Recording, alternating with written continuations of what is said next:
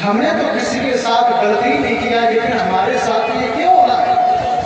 दिन प्रतिदिन गरीबी क्यों आ रही है? तो सुदामा रोते हुए बोले,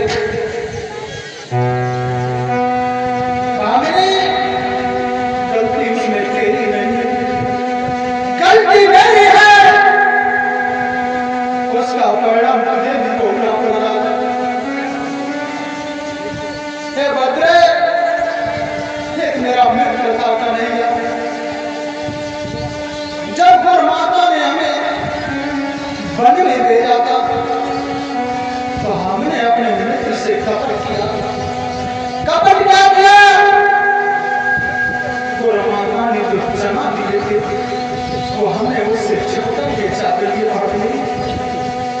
इसके कारण मैं श्राप हो चुका हूँ, इसीलिए ये देखने के लिए मिल रहे। तो ब्राह्मणी कहने लगी, दिया तुम एक काम करो, तुम अपने मित्र के पास चले जाओ, उनसे अपने भूल की माफी मांगे आना, अपनी गलती की क्षमा मांगे आना, एक बार चले जाओ। तो सुदामा कहने लगे, ब्राह्मणी काय को पागल हो गए, तुम्हें पता नहीं मेरे प्यारे, अरे काय हो गई बाबरी,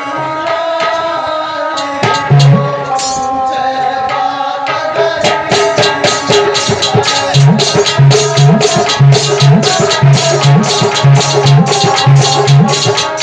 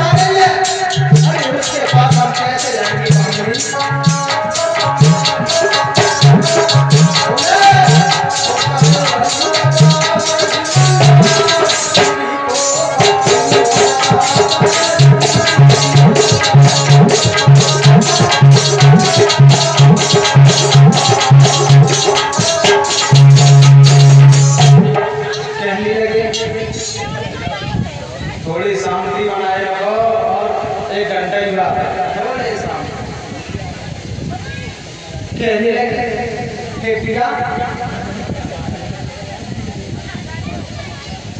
चले जाओ। तो सुदामा कहने लगे, भामिनी जब किसी के पास जाया जाता है, किसी से जब मिलने के लिए जाया जाता है,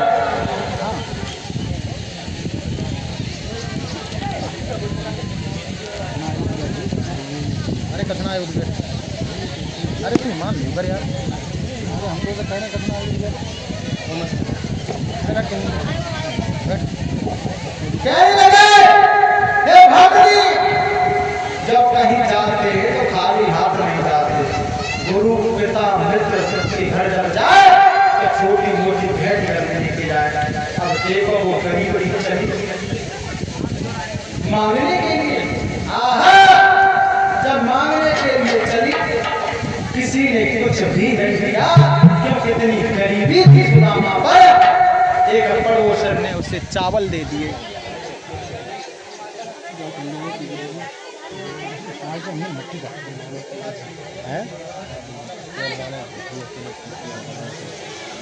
अरे नहीं चांद नहीं है, मैं कहा को बच्चे 1000 वाली दोनों की शादी करने की सभा यार,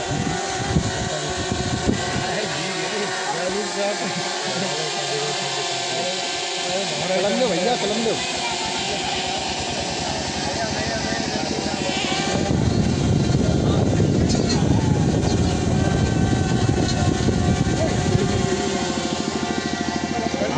हमने यार सोनू भाई तू ही ख्याल रख सकता है हमारा, तू समझदार है यार व्यक्ति। सोनू हमारा तू ही ख्याल रख सकता है दोस्त, क्या अरे मित्र नीचे हम